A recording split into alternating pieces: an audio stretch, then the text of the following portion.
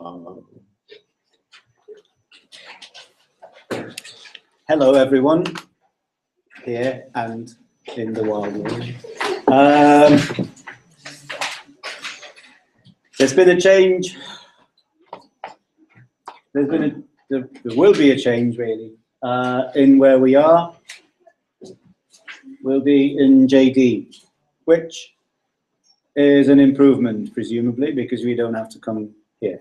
I think you spend most of your day in Jeffrey Menton and JD, so that's probably better for you lot. Except the room is sometimes, 2 weeks it's booked, so these 2 weeks we have to go to a different room. But hopefully I'll remind you just before, yeah. Is that going to be on our timetable? It should be in your, like, where you get the weekly timetable on Moodle or on the MyMMU.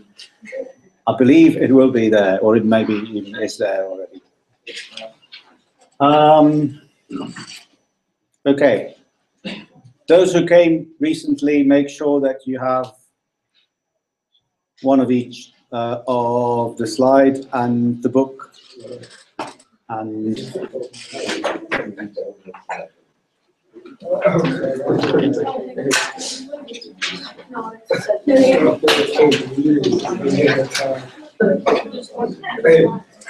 a look at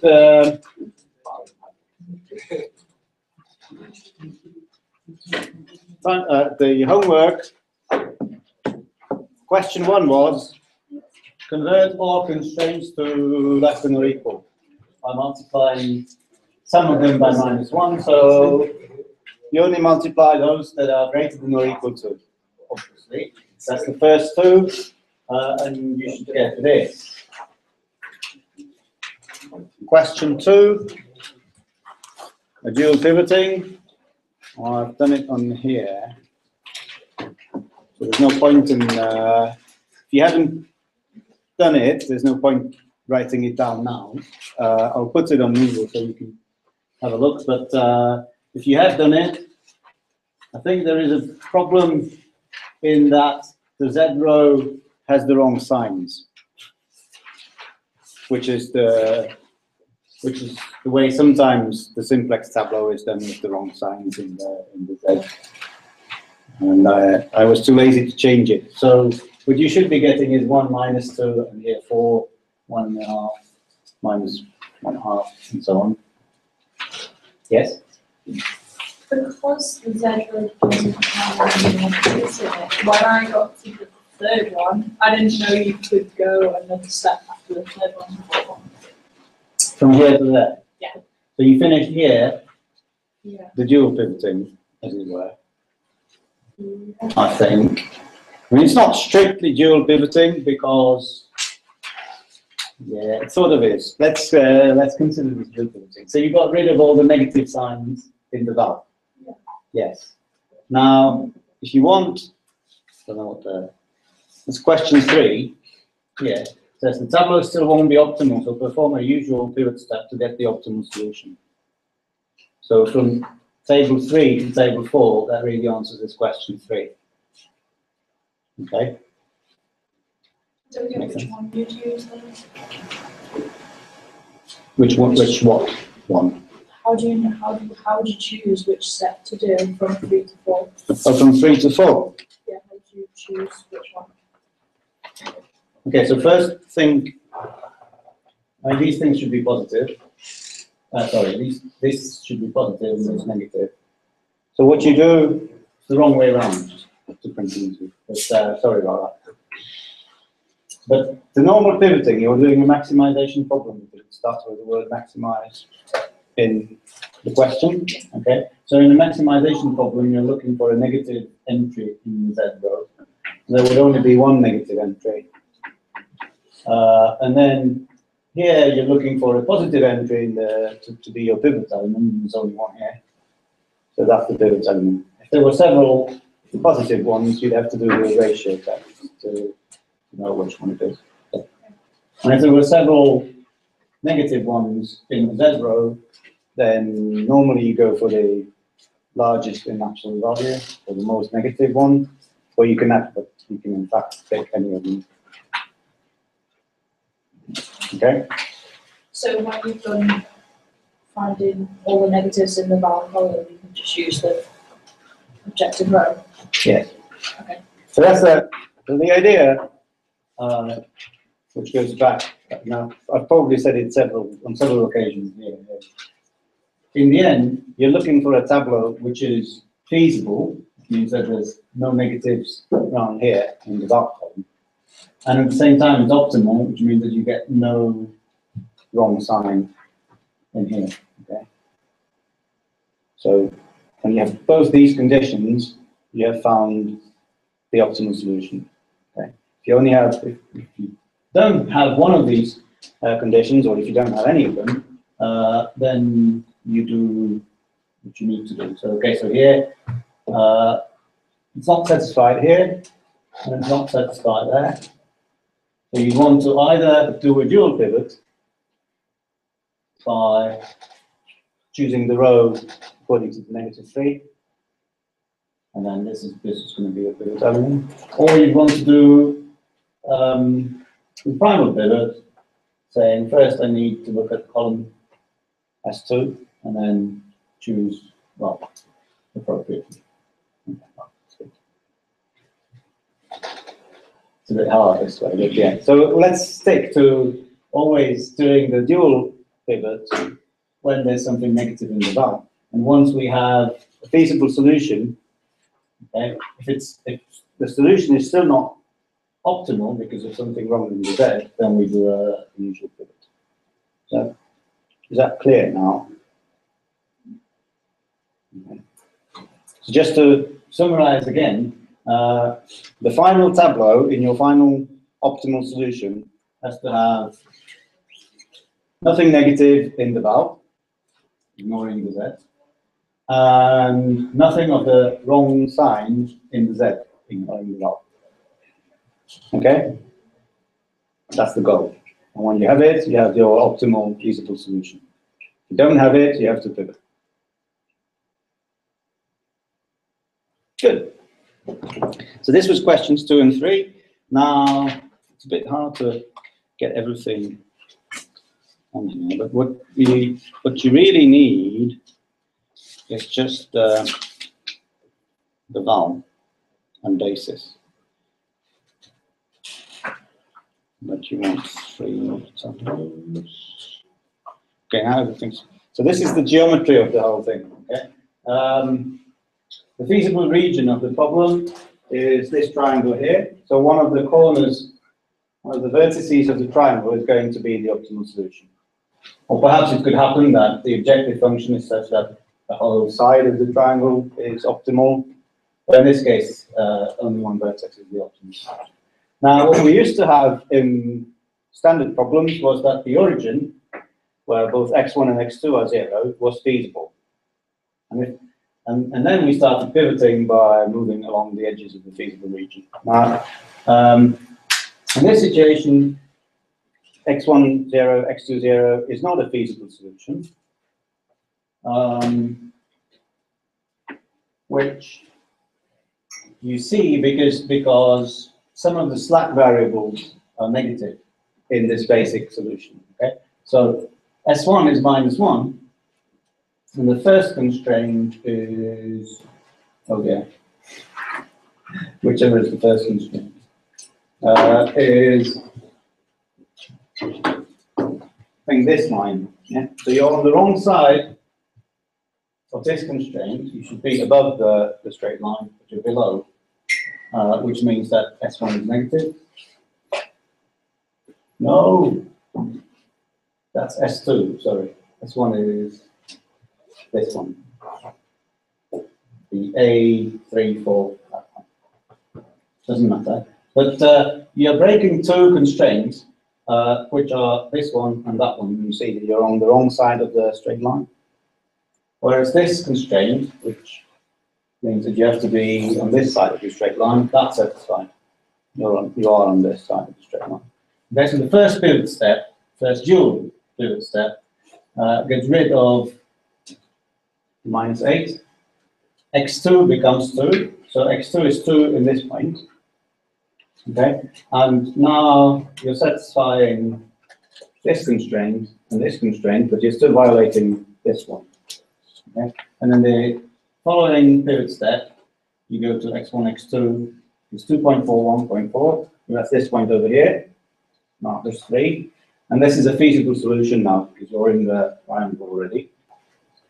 And you can tell because there are no negative numbers. Okay, so you found a feasible solution. And S3 is this tilted plot on it. But then you have to pivot to get the optimal solution, which is over here, and that's it. That's what goes on geometrically. Simple. Any questions?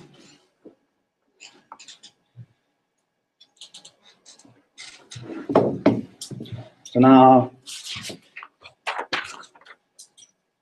you can mark the number of questions out of 4 that you've answered correctly in English. So, thank you. And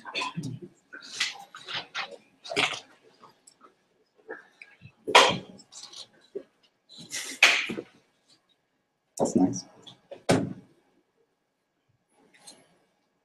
And the plan for today, and I don't think we can manage everything today, is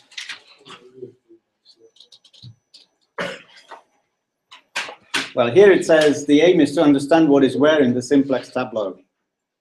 But that's a bit, it's not quite clear, but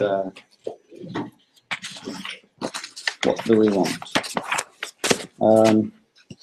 So what we want is,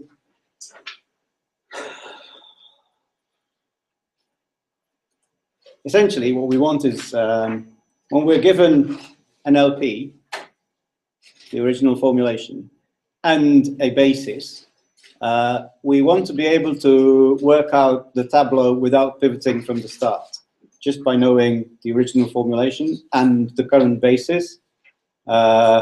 We want to know the whole tableau. And if we want to be able to do that, we should know what each bit of the tableau actually contains as you pivot. Okay, so this is an example. And what do we do? So first of all, to do this, what I want is to use the matrix notation to a large extent. So this is actually to maximize Cx, right, where C is the row vector 2, 3. Is that visible in spite of the green? I think it is. Now, the constraints were Ax less than or equal to B, and X greater than or equal to 0, so non-negative. Okay, and now what is the matrix A?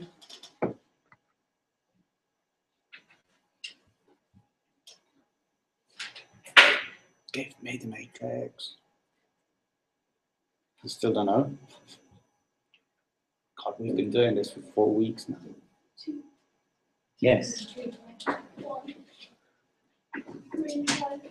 So you do know, you're just shy. And the right-hand sides are 5 and 11. Okay. And X is, of course, is X1 and X2 as a column vector.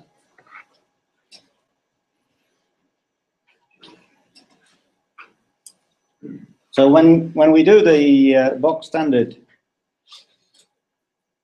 simplex tableau, it's basis, val, x1, x2. We have 2 slack variables, s1, s2, and the starting basis consists of s1, s2z, right? And the values are right-hand side, so 5, 11, 0. 2, 1, 1, 0, 3. I'm doing it slowly, but it's probably not a bad thing. And we have 2, 3, 0, 0 in the objective row. So now, what do we see? Okay, we see that this val, that is B.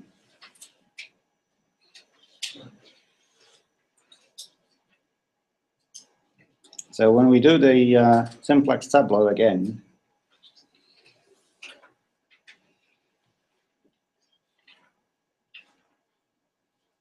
it won't fit. Okay, so here we have B as a vector. Okay. And the next bit, this one,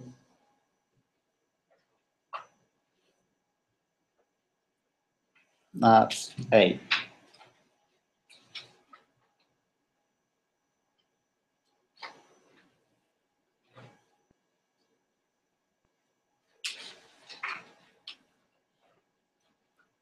What is this? Exactly, that's the identity matrix. Come on. I should probably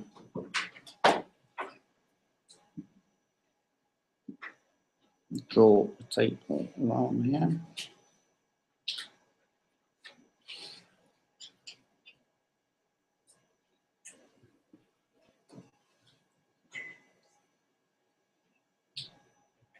Okay, so here we have Z. Here we have 0.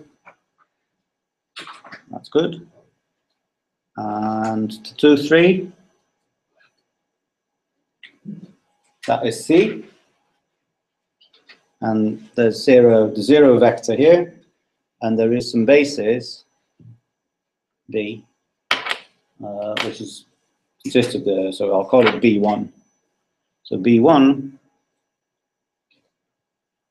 is the basis which contains S1 and S2.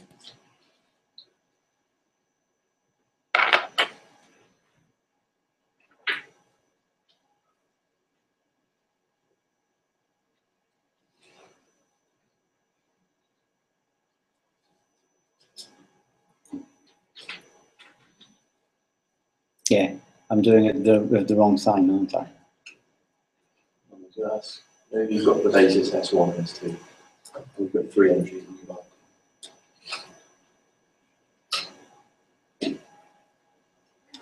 Are the 3 entries where? In the table?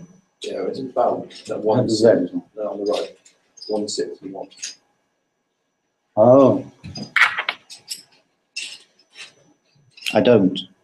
I just can't write properly. Oops. What I have here is B. How do I write B so that it wouldn't look like a 6?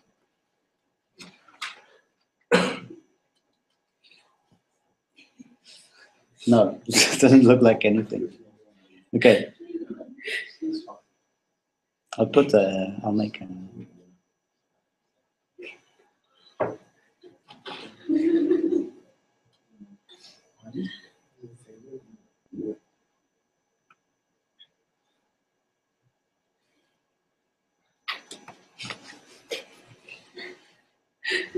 I'll make a note so that it's clear. Okay, yeah. What I have is the vector B, okay, the 5 and 11. Which also messed up already.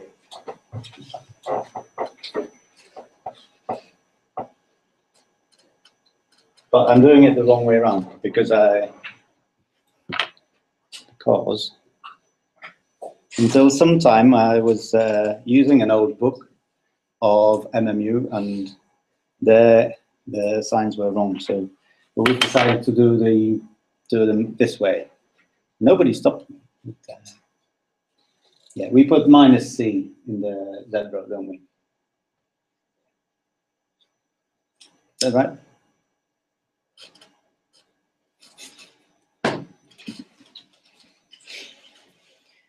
Okay, so that's the first tableau, and we know what it looks like. Now the thing is, we want any tableau. Right? We don't just want the first. So now it's going to disappear. This is stupid.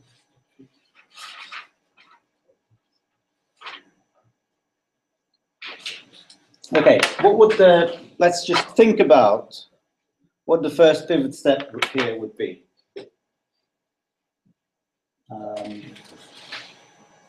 So we pick maybe x2 to enter the basis because of the -3, okay? And then the ratio is 5, and this is just over 2. So the pivot element would be this 5, right?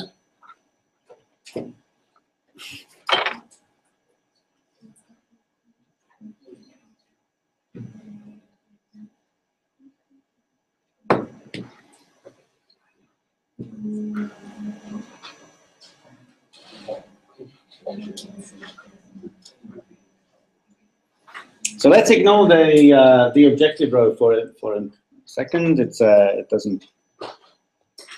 It's easier to forget the objective row now. Okay, and just do the top 2 rows of the pivot step. So what's going to happen is we'll multiply the S2 row by 1/5. Is that right? Nobody's doing anything here. Okay, I'll just read the slides from PowerPoint as students like. Okay, so we're multiplying. Okay, so what does it mean to multiply the second row by 1/5? Well, what it means is, what it means is you take a matrix which looks like this. Okay, 1, 0, 0, and multiply a matrix which looks like this, B, A, I.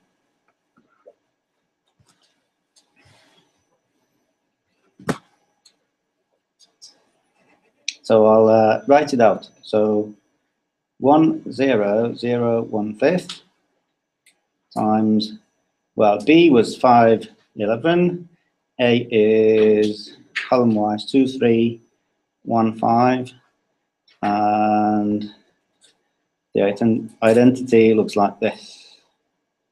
Now I'm in trouble.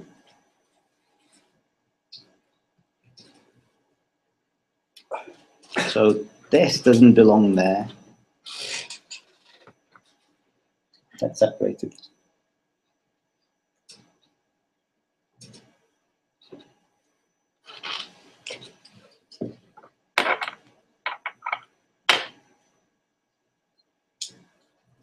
Okay, so what is the result of this matrix multiplication? Well, the first row of the result depends on the first row of this matrix. Okay, it is 1 times the first row of that matrix plus 0 times the second row of the second matrix, because that's how matrix multiplication works. Is it? Good.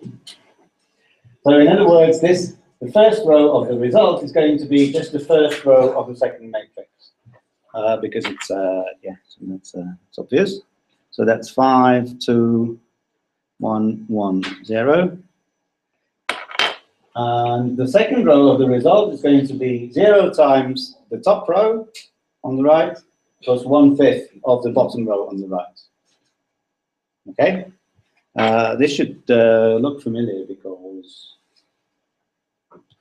I think you called it elementary row operation or something like that. And now it's starting to be too small to read. Sorry. So it's 11/5, and I don't know how it continues. 3/5, 1, 0, and 1/5.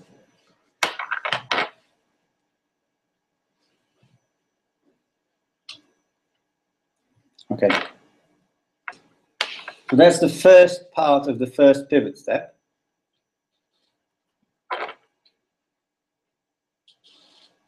And now I'm in trouble because I'll jump somewhere else. So the second, but I'll start writing larger letters. That's the bonus. Except I don't know what to do.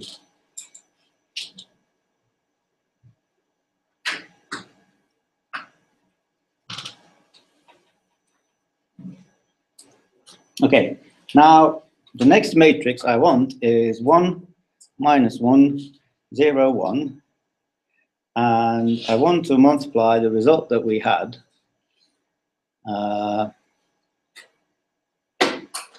which was 1, 0, 0, 1/5 times B, A, I.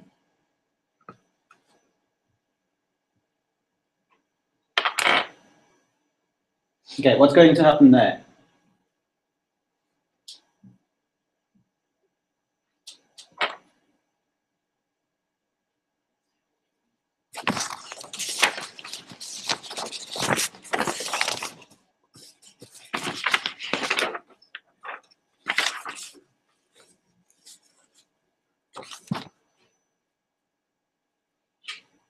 Described by process. What is this matrix going to do to? Well, we've already calculated that bit. Right? That was just before I made it disappear. What is going to happen? What is this matrix going to do to it? The top entry negative. Sorry, what's it going to do? Should make it negative. I don't think it is going to. Take the second row away from the first row. Yes, that's right. So the first row is going to be the first row, take away second row. The second row is going to be nothing of the first row, but 1's the second row. So the only thing this is going to do is take away the second row from the first row, and I hope I'm doing it right. I don't know, I've lost it completely. What's this going to be? I've lost my name. I was doing it differently last time. Right? You see, I start improvisation and then I'm completely lost. So it should be 14 over 5. Yeah, that sounds familiar. 7 over 5, 0, 1, and then minus of it. Wait, are you going down the rows? I was going across the top row. Oh, okay. 7 over 5, 0, 1. And then minus of it. Yeah. And then obviously the bottom is Yeah, but I don't have the same, so I can't see it 11 anymore. over 5, 11 over 5, 3 over 5, 1, 0. and that's it. Thank you. We've put it together. Apologies for that. Happens. It's better than reading PowerPoint slides, isn't it? Or maybe not. Okay, so this is what we got. And like this, we continue. Then we would do the next pivot step and the next pivot step and the next pivot step to optimality. Of course, we would do the objective row, but we're ignoring the objective row for now. The whole point of this was to demonstrate that every pivot operation just means multiplying the tableau that we have by a matrix, kind of an elementary operation matrix from the left. Okay, or two matrices, or whatever. And you keep multiplying and multiplying and multiplying. Yeah. So this is the point. So let's summarize. So a pivot step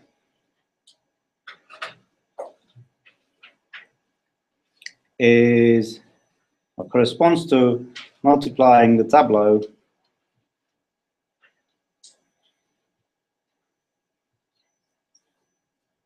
as a matrix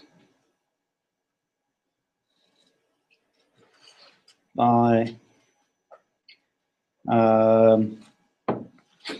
one or two or several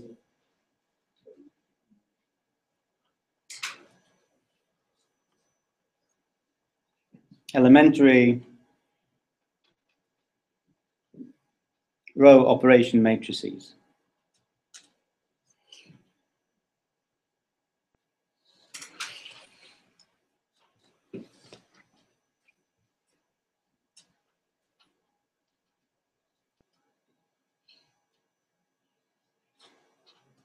Okay, so therefore,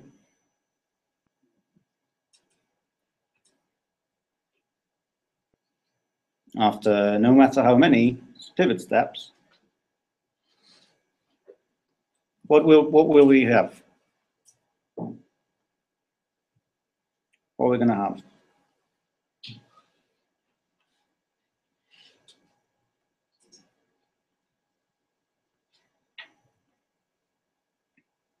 Well, we were doing some E1 for the first pivot step times E2 for the second pivot step times E3 for the third pivot step, or so EP for P pivot steps. Okay, and they all times the matrix B, A, I.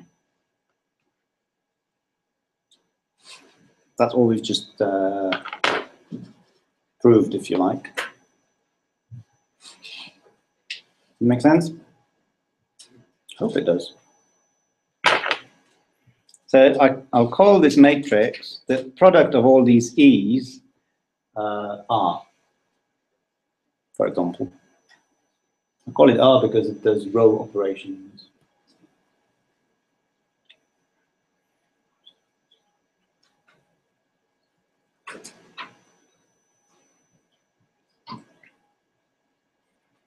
So now, because of how matrix multiplication on block matrices works, this matrix is going to be, it doesn't matter whether you take the whole matrix and then multiply it by R, or you actually can do it item by item, because it's just a row operation.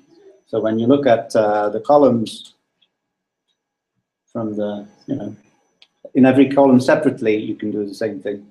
Or so. So this is what you get. RA, RI. Well, R times I, that's just R, so I don't even bother with the I, because I is the identity. I'm multiplying anything by the identity, gives you that anything.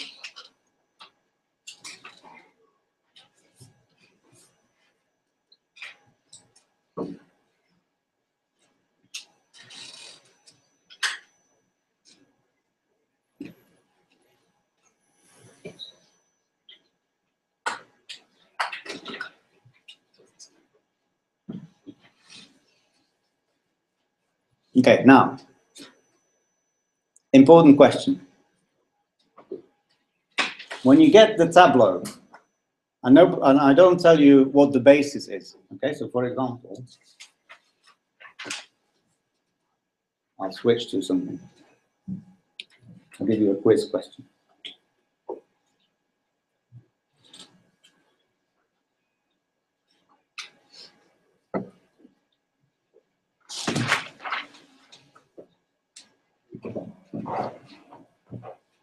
So look at this tableau here.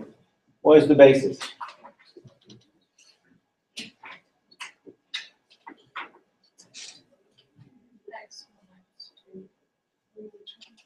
This one. Yeah, it's x1, x2, s3. Why? Exactly. Because when you look at just the columns, these, you get the identity matrix. And that's how you can tell what the basic variables are. Okay? Remember that. Now, going back to this. So if this matrix is the tableau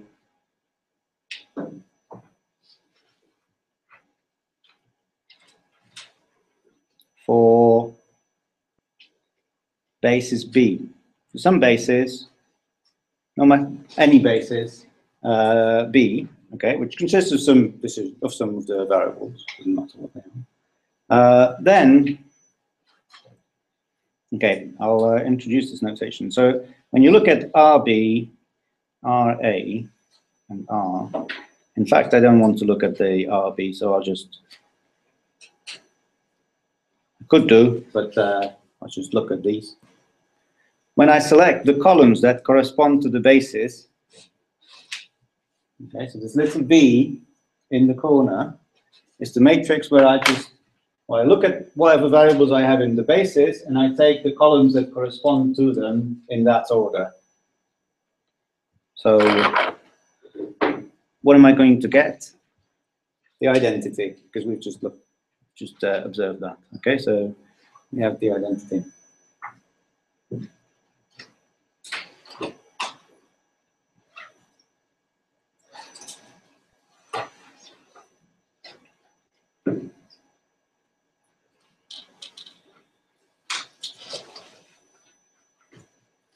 Oh, so now this shows that I've done something wrong again. So we have,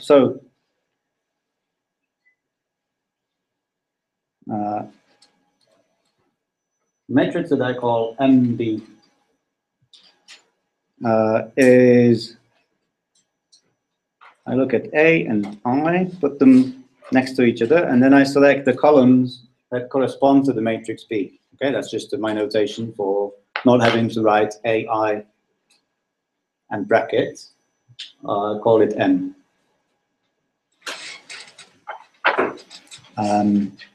So then R times NB is the identity. Therefore,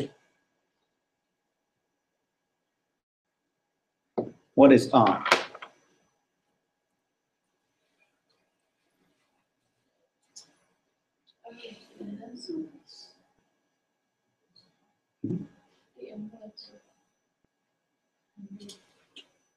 Can anybody confirm that? Yes. So because we have something that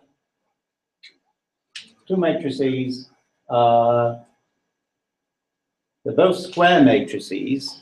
The product is the identity. So therefore, R must be the inverse of this one. It's not true for non-square matrices, because non-square matrices don't have inverses, but they're both square matrices, because what I do is, from here, well, R is a square matrix, because that was just the elementary matrices that were all square, and here I have the same, I select as many columns from the basis as I have rows in that matrix, so that's also square. Okay, so that's that.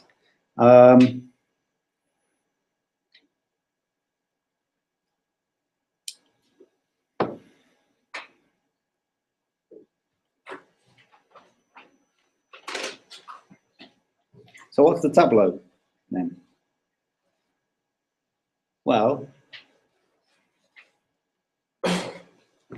the val is going to be, so that's the val.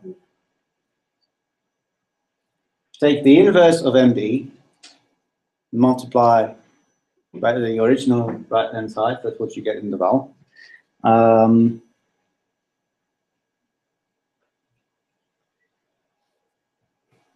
For the decision variables, take whatever was there, multiply from the left by MB inverse, okay, get that.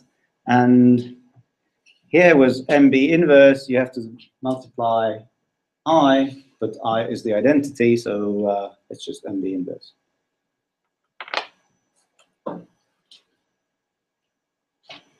Does it look like magic?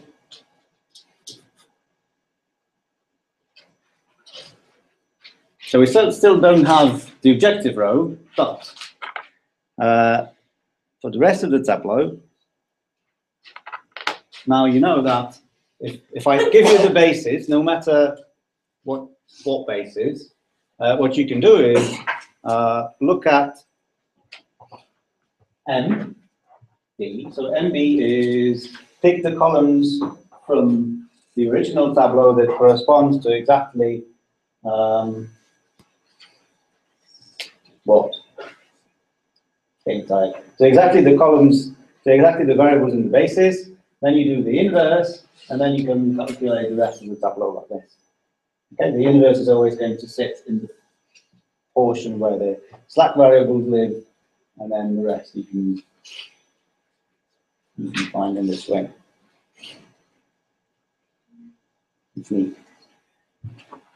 Please. Any questions?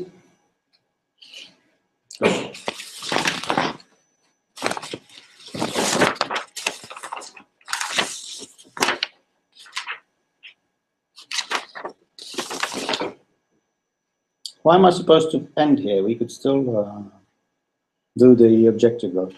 But apparently the objective row is for next week. So, okay, I think that's enough. But you have, what is the homework problem? Oh.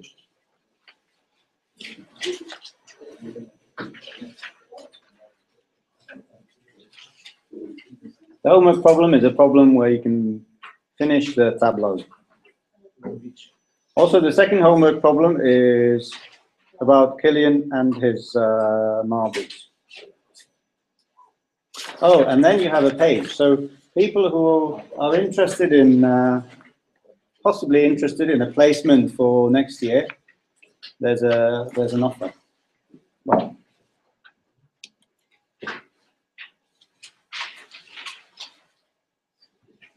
so that's also Killian. Killian is responsible for organizing placements for between the second and the third year, which he'll probably tell you about, or he has told you about.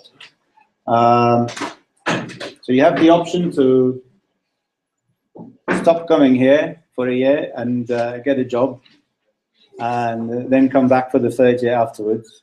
And apparently that's better for your employment prospects after you graduate. I've not tried, so I don't know. But many students, they come back and they are a bit more focused than they were because they know a bit better what they actually want from their studies in the third year. So it might be a good thing to do. So one of the possible placements is this, which is not nursing, obviously, but it's doing some quantitative analyses for the National Health Service. If you have questions about this, talk to Killian. That's it from me, I think, for today. So I'll see you on, when's the lab? Thursday. Thursday.